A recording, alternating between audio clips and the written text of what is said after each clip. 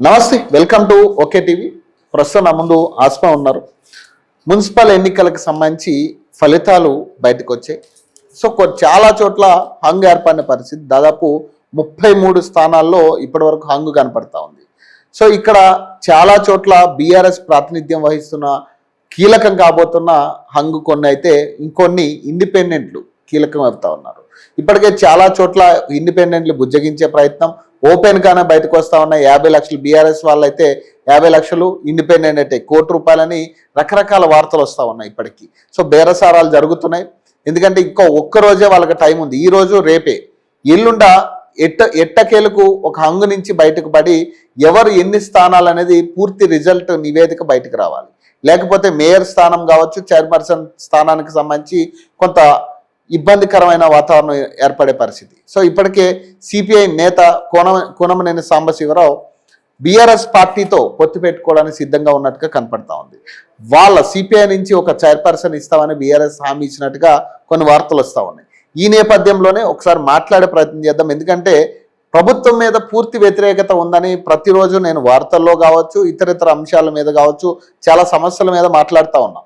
ప్రభుత్వం మీద పూర్తి వ్యతిరేకత, ప్రజల్లో వ్యతిరేకత వస్తూ ఉంది. ఎక్కడికక్కడ రేవంత్ రెడ్డిని చీకొడతా ఉన్నారని చాలా సందర్భాల్లో ఆస్మా కావచ్చు, నేను కావచ్చు, చాలా సందర్భాల్లో మాట్లాడిన పరిస్థితి. కానీ నిన్న రిజల్ట్ ప్రకారం చూసుకుంటే ప్రభుత్వానికి ప్రజలు సపోర్ట్ చేస్తున్న విధంగానే ఉన్నాయి.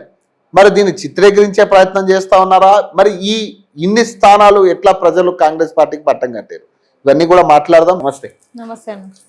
సో అంటే నీకు ఏమనిపిస్తుంది? పూర్తి వ్యతిరేకిస్తున్నావు కదా, నువ్వు కూడా అంటున్నావు కదా, ప్రజలందరూ కాంగ్రెస్ పార్టీని వ్యతిరేకిస్తున్నారు, ఎక్కడ ఓటేసే పరిస్థితి లేదు, అసలు కనీసం ఒక్క స్థానం కూడా దక్కదనే స్థాయి నుంచి ఇప్పుడు వాళ్ళు 1300 పైచీలకు గెలుచుకున్నాం మేము వార్డులు అని చెప్తా ఉన్నారు. తర్వాత 66 మున్సిపాలిటీలు మేము కైవసం చేసుకున్నాం అంటున్నారు. 3 కార్పొరేషన్లు మాకు వచ్చినాయి అంటున్నారు. బేసిక్ ఇదంతా చూస్తే ప్రజలు ఇచ్చిన తీర్పులాగే కదా, క్లియర్ గా కనపడుతుంది. వాళ్ళ ప్రచారం కూడా అదే చేస్తా ఉన్నారు. మాకు బ్రహ్మరథం పట్టిరు తెలంగాణ ప్రజలు అని చెప్తా ఉన్నారు. ప్రచారంలో పెద్ద ఎత్తున సంబరాలు చేసుకుంటున్నారు, బాంబులు పేల్చుకుంటున్నారు, రకరకాల అంశాలు. ఇవన్నీ చూస్తా ఉంటే నీకేమనిపిస్తుంది? అంటే నువ్వు తప్పుగా ఆలోచించావా, లేకపోతే తెలంగాణ ప్రజలు తప్పుగా ఆలోచించి కాంగ్రెస్ పార్టీని గెలిపిస్తున్నారా? నేను అట్లానే అనుకోవట్లే. ఎందుకంటే ఇక్కడ ప్రజల్ని ఇంకా మభ్య పెడుతున్నారు. ఇక్కడ మేమంటే కొంచెం చదువుకున్నాము, మేము మోటివేట్ చేసే ప్రయత్నాలు చేస్తున్నాము. ఇంకొకటి ఏంటంటే ఓటింగ్ శాతం ఎంత జరిగింది? 70% జరిగింది. 70%లో 50% ఓటర్స్ కాంగ్రెస్ పార్టీ కార్యకర్తలే కదా. ఒక 20%, 30% ఈ బీఆర్ఎస్ వాళ్ళు వేసుకున్నారు, వాళ్ళ ఓటింగ్ వాళ్ళు వేసుకున్నారు. మిగతా 30% గురించి ఎవరు మాట్లాడారే? మిగతా 30% వద్దురా బాబు దండం, అట్లీస్ట్ నోటాకి కూడా ఓటేయని పరిస్థితిలో 30% మంది ఉన్నారంటే ఈ రాజకీయ పార్టీలు వాళ్ళకి ఎంత అసహనాన్ని వ్యక్తం చేస్తే, ఎంత నిరుత్సాహపరిస్తే వాళ్ళు 30% ఓటింగ్ కి దూరం ఉంటారు. వాళ్ళందరూ కూడా వచ్చింటే 100% ఓటింగ్ జరిగినప్పుడు ఎవరు గెలిచిరు, ఎవరు ఓడిపోయారు అనేది తెలుస్తుండే. ఇంకొకటి ఏంటంటే ఇక్కడ మేజర్ గా మా దేవరకద్ర నియోజకవర్గంలోనే హంగ్ వచ్చింది. అట్లాంటప్పుడు అక్కడ ఏం జరిగింది? కాంగ్రెస్ పార్టీలో ఒక సభ్యుడైన ఒక ఆయనని ఇండిపెండెంట్ గా వేసిండు నామినేషన్. వేసినప్పుడు ఏమైతుందంటే ఆయన విన్ అయిండు, ఇండిపెండెంట్ కాబట్టి విన్ అయిండు. విన్ అయిన తర్వాత మళ్ళీ కాంగ్రెస్ పార్టీకి మద్దతు ఇచ్చిండు. ఇది ఒక గెలిపేనా? అసలు నన్ను ఇప్పుడు అనుకుంటున్నారు కదా దేవరకద్రలో కాంగ్రెస్ పార్టీ జెండా ఎగిరిందంటే జెండా ఎగరలేదు. మీరు ఒక వ్యూహం అల్లిరు అక్కడ, ఒక వ్యూహం. ఇప్పుడు నిజంగా ఇట్లా వస్తాయని వాళ్ళు ఎక్స్పెక్ట్ చేసిరేమో, అందుకే ఇండిపెండెంట్ గా వాళ్ళ అభ్యర్థిని వేయించిరు నామినేషన్. ఆయన గెలవగానే మళ్ళీ కాంగ్రెస్ పార్టీకి మద్దతు ఇచ్చారు. అక్కడ బీఆర్ఎస్ అభ్యర్థులు వీళ్ళు కూడా సరి సమానం వచ్చేసారు. ఒక ఇండిపెండెంట్ క్యాండిడేట్ వచ్చేసినప్పుడు ఇప్పుడు నిజంగా మీ ఓటింగ్ శాతం పెరిగిందని మీరు ఎట్లా అనుకుంటారు? 50-50 అయినప్పుడు ఎట్లా పెరిగిందని అనుకుంటారు? ప్రజలు చెరు సమానంగా ఆలోచిస్తున్నారు. అంటే మీ ఓటింగ్ శాతం తగ్గింది, 100% తగ్గింది. ఇప్పుడు మీరు కొంతమందికి ప్రలోభాలకు గురి చేసి కిడ్నాప్లు చేసి చేస్తున్నారు కూడా, మీరు కూడా చూస్తున్నారు. వాళ్ళందరినీ వీళ్ళకి మద్దతు ఇచ్చేటట్టు చేసుకుంటున్నారు. అంతే తప్ప వీళ్ళది ఒక గెలుపని నేను అనుకోవట్లేదు. బీఆర్ఎస్ నాయకులకైతే 50 లక్షలట, ఇతర ఇండిపెండెంట్ పార్టీల నుంచి వస్తే మాత్రం ₹1,00,00,000 ఇస్తారట. అధికార పార్టీ పెట్టే ఆఫర్ ఇది. తప్పేముంది? ఒక సామాన్యుడు ఒక కొన్ని లక్షలు ఖర్చు పెట్టి పోటీలో ఉంటారు. డబ్బే మయం అంతా, మంచితనం, మానవత్వం ఇవన్నీ ఓటు వేస్తారు అనుకుంటే చాలా కష్టము. డబ్బులతోనే వీళ్ళు ఎందుకంటే వీళ్ళు 6 గ్యారంటీల్లో చెప్పిన తులం బంగారము, కొన్ని ఉచితాలు ఉన్నాయి కదా, అవన్నీ ఇప్పుడు ఇస్తున్నారు ఈ ఎలక్షన్స్ అప్పుడు. నేను చూసిన స్వయంగా అరతులాలు ఇస్తున్నారు, ఫ్రిడ్జ్లు ఇస్తున్నారు, టీవీలు ఇస్తున్నారు, ఇవన్నీ ఇచ్చి ఓట్లు వేయించుకున్నారు. అట్లాంటప్పుడు ఒక నిలబడ్డ క్యాండిడేట్ గెలిచిన అభ్యర్థికి 50 లక్షలు ఇస్తే ఆయన ఖర్చు పెట్టిన దానికి ఆయన కూడా ఆలోచిస్తాడేమో. పెద్ద ఆశ్చర్యం ఏం లేదు, ఎందుకంటే వీళ్ళు ఇటు రాకపోతే నిధులు రావు, తర్వాత డెవలప్మెంట్ కష్టమవుతుంది 2 సంవత్సరాలు.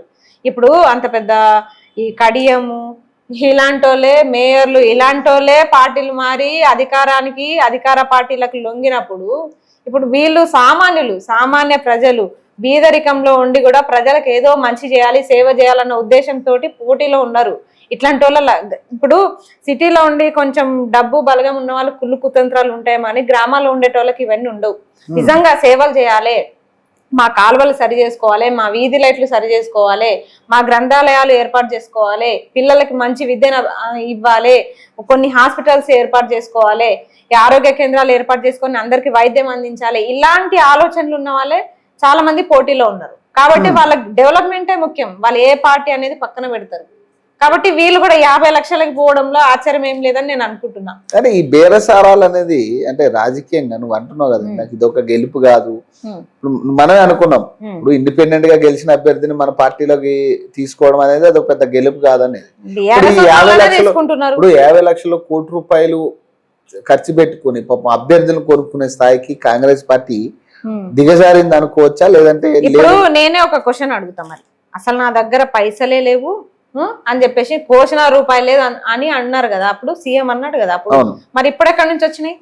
ఏం కోసి ఏం అమ్ముకొని మరి వీళ్ళకి 50 లక్షలు కోటి రూపాయలు ఇస్తున్నాడు? మరి ఏం అమ్ముతున్నాడు? మరి బాడీలో పార్ట్స్ ఏం అమ్ముతూ వస్తున్నాయి? మరి ఏం కోస్తే వస్తున్నాయి? మరి ఏం కోస్తే ఇన్ని లక్షలు వస్తున్నాయి, ఇన్ని కోట్లు వస్తున్నాయి? మరి చేసినావు కదా, ప్రచారం చేసినావు కదా, నీకు ఏమనిపించింది? అంటే ఊర్లో ఇండిపెండెంట్ గా కదా, ఇండిపెండెంట్ గానే చేసినాము. అక్కడ కూడా మా నినాదం ఒకటి, కాంగ్రెస్ పార్టీ కోటేద్దని. ఏమనిపించింది ప్రజల్లో తిరిగినప్పుడు? ఏమనిపించింది అంటే ప్రజలు ఈ 30% ఎవరైతే దూరం ఉన్నారో దండం పెట్టిరు, అసలు మేము ఓటేయం వద్దురా బాబు అన్నారా? కానీ మేము అక్కడికి వెళ్ళేంత వరకు మేము ఒకటి అనుకున్నాము, కాంగ్రెస్ పార్టీ నెట్టి పరిస్థితుల్లో వీళ్ళు అధికారంలో ఉన్నారు, వీళ్ళ కళ్ళు ఇంకా నెత్తికెక్కుతాయి, ఆలోచించండి మీరు అని చెప్పేసి మేము వెళ్ళినాము. మొదటి రోజు అట్లా గడిచిపోయింది. కానీ రెండో రోజు అది గడిచిపోయేసరికి ఆ రోజు వచ్చిన అనుభవం ఏంటంటే ప్రజలు ఓటింగ్ శాతానికే దూరం ఉండాలని నిర్ణయించుకున్నారు. నెక్స్ట్ డే నుంచి మా నినాదం మారింది, ఇక అమ్మో వద్దు, మీరు ఫస్ట్ ఓటేయండి, ఎవరికన్నా వేయండి కానీ మీరు ఫస్ట్ ఓటేయండి, ఓటు హక్కుని వినియోగించుకోండి అనే నినాదం స్టార్ట్ అయింది మా నోటి నుంచి. ఆ స్థాయికి వచ్చింది మా ప్రచారం. అంటే అసలు ఓటేయమంటున్నారు ప్రజలు, వద్దు మేము ఓటేయం, ఎందుకంటే ఎవరిని గెలిపించినా అభివృద్ధి అనేది ఏం లేవు, ఏం జరగట్లే. ఎందుకంటే ఆ పూటకి 5,000 10,000 ఒక అరతులము ఒక వెండో ఇచ్చి, ఒక తులం వెండో ఇచ్చి ఓట్లు వేయించుకుంటున్నారు కథం. ఆ తర్వాత ఎవరు దేకను కూడా దేకరు. కొన్ని చోట్ల 70,000 లక్ష కూడా ఇచ్చిర్రు. చాలా డిమాండ్ ఉన్న ఏరియాలో వీళ్ళు ఎవరైతే టెంప్ట్ తీసుకున్నారో నాయకులు, ఇప్పుడు కొంతమంది ఉన్నారు, ఎవరంటే యశస్విని రెడ్డి లాంటి వాళ్ళు, రేవంత్ రెడ్డి లాంటి, వీళ్ళంతా వీళ్ళ మున్సిపాలిటీలో ఏంటంటే వీళ్ళు ఎట్లయినా గెలవాలి అనుకున్నప్పుడు ఎంతైనా ఖర్చు పెడతారు, ఎంతకైనా దిగజారుతారు కూడా. అయితే ఇంకొక విషయం అంటే ఇక్కడ జరుగుతున్న అంశాల్లో నీకు అనిపించింది ఏంటంటే చైర్పర్సన్ విషయంలో, మున్సిపాలిటీ కార్పొరేషన్ అంశాల్లో, కార్పొరేషన్ లో వచ్చి 3 స్థానాలే కాంగ్రెస్ పార్టీ గెలిచింది. అంటే 7 స్థానాల్లో 3 స్థానాలు, మిగతా 4 అయితే కాంగ్రెస్ కి రాలే. అంటే మరి దీన్ని బట్టి ఎట్లా చూడాలి? మరి ఇతరులు కూడా ఇక్కడ బానే తీసుకున్నట్టుగా అనిపిస్తుంది కార్పొరేషన్ లో కూడా. అదే కదా, ఇప్పుడు 3 స్థానాలను మీరు కైవసం చేసుకున్నారంటే మిగతా 4 స్థానాలు మీకు వ్యతిరేకంగా ఉన్నాయి అంటే ఇక్కడ మీరు గెలుపని ఎట్లా మాట్లాడతారు? మీరు అధికారంలో ఉన్నప్పటికీ సగంలో సగం కూడా రాలేకపోయారు, సగంలో సగం కూడా.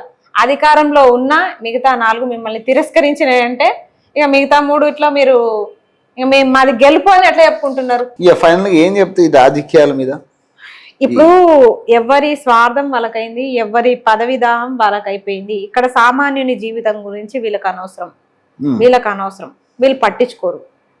వీళ్ళకి పదవులు ఇస్తే నోరు మూసుకొని కూర్చుంటారు. నేనేమంటున్నా అంటే బాగా ఉండి కూడా మీరు పదవులు తెచ్చుకొని చేసేదేం లేదు. ప్రజలకు సేవ చేస్తాం అన్న నాయకుడు అసలు నిజంగా సేవ చేస్తున్నారా? మిమ్మల్ని మీరు చెక్ చేసుకోండి. నిజంగా మీకంటే ఒక మనసాక్షి ఉంటది కదా లీడర్లకి. నిజంగా నేను నా నియోజకవర్గ ప్రజలకు న్యాయం చేస్తున్నానా? కేసులు బట్టి ఇబ్బంది పెడుతున్నానా? క్వశ్చన్ చేసిన అన్చేస్తున్నానా? ఇది చూసుకుంటే బాగుంటుంది. నిజంగా ఒక వ్యక్తి క్వశ్చన్ చేస్తున్నాడంటే ఆయనను పిలిపించి మాట్లాడే ప్రయత్నం చేయాలి. నీ సమస్య ఏంది, నువ్వు ఎందుకు ఇట్లా రేజ్ అవుతున్నావు అని మాట్లాడే ప్రయత్నం చేయాలి. అవన్నీ ఏముండవు. అరిచేటోడు అరవని వాని మీద 4 కేసులు పెట్టి ఇరికిచ్చి వాడిని ఇబ్బంది పెడదాం, అవతలోడు ఎందుకు ఊరుకుంటాడు?